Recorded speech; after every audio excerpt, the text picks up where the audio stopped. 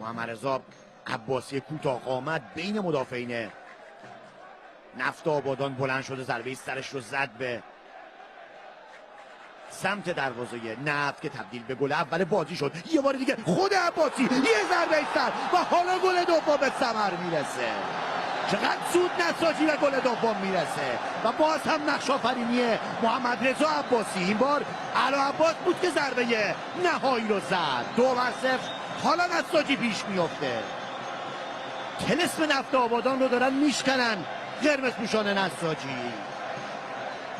یکی دوباره عرض کردم که نساجی هنوز نتونسته نفت آبادان رو در لیگ برتر شکست بده.